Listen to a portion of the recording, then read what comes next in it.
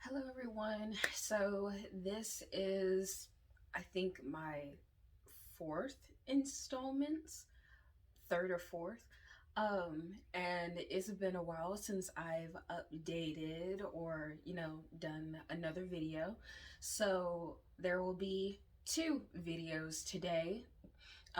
So I wanted to get this one done now because the prompt I thought was really interesting as far as, my own personal goals um, for, education about gender in society and gender in society in, well, general. Um, so in a few hours, I'll post a second video.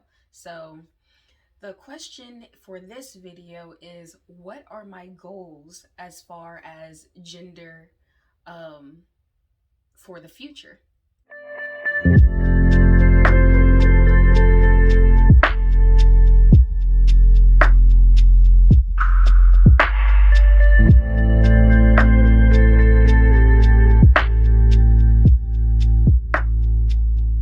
So let's get into it. What are my goals as far as gender for the future? So I took this question in two ways. Um, First way is, what are my goals as far as learning about gender and, the goals I have in the future for this education that I am getting about gender in society? And then also, what are my goals or maybe even my aspirations as far as gender in society in the future? Um, so, to touch on that first point, one of my major goals as far as my education about gender in society was to learn more about myself as far as, intersectionality, about all of my identities, and especially how my gender plays a part in all of my identities. And also, so that way in the future, I can offer my future children, should I choose to have children, um, all the options to tell society who they are and who they want to be, instead of having society tell them who they are and who they should be. Um, because I think that's a super big problem today. And even if I end up not having my own kids, I do have a niece and a nephew who are 12 and 8 years old respectively. So they're growing up in this society that teaches toxic masculinity and that you can either be one or the other. Of course, we are evolving and learning more about the the truth about the gender spectrum, and that is not just a gender binary. And I really appreciate that we exist in this time in society of societal growth, as far as understanding our fellow human beings and understanding that gender is a social construct. So it's not just about, oh, you were born a woman, you were born female, so that way when you grow up, you must be a woman, and you must be a little girl. Or you were born male, so you have to be a boy who eventually grows up to be a man. And that there are certain ways to act out your gender. But that's not true. Gender is not that rigid. It is flowing, it's fluctuating. And the way that we choose to express ourselves really depends on our individuality. And there are no strict guidelines as to how a woman is supposed to act, or how a man is supposed to act, or how a non binary or gender non conforming individual is supposed to act. So, I really appreciate the time that I was born in, and the And the fact that I am able through this education to give my niece and nephew and my future children the room to grow and discover themselves instead of, like I said earlier, society telling us and telling them who they should and are, who they should be and who they are. Um, Second part also kind of touches on the first. Um, I talked about how society does try to tell us who we are and fit us into these neat little boxes that nobody really fits in.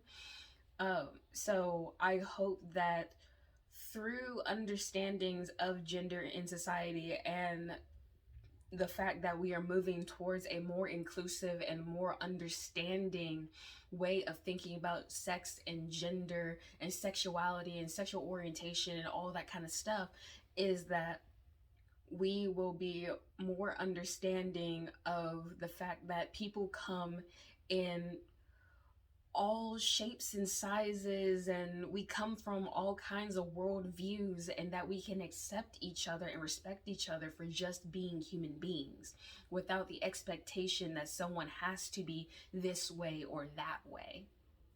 And I feel like if we were to achieve this, it would solve a lot of strife and a lot of political grievances that we are currently going through today.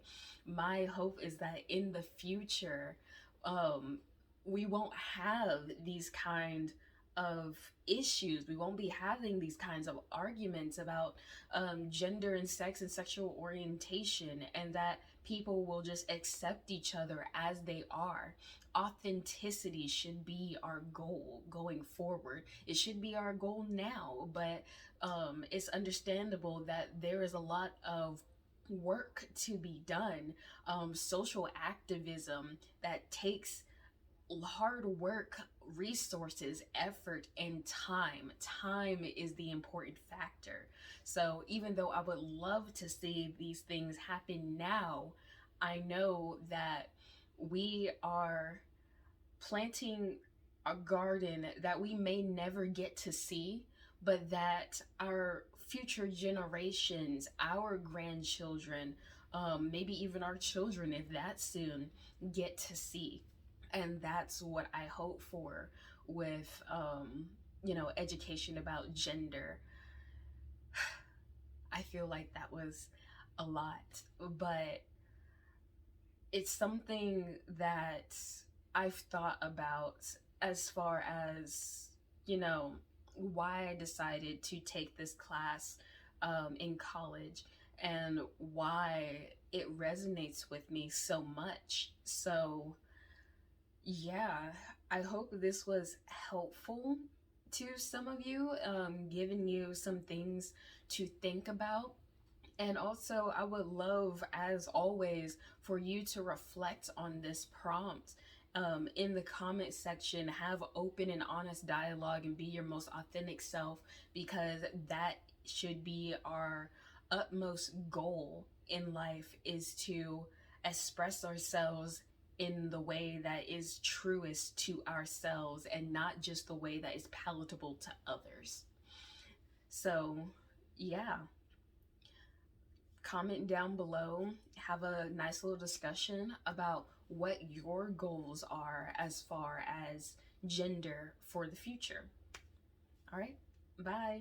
See you with the second installment in a couple of hours.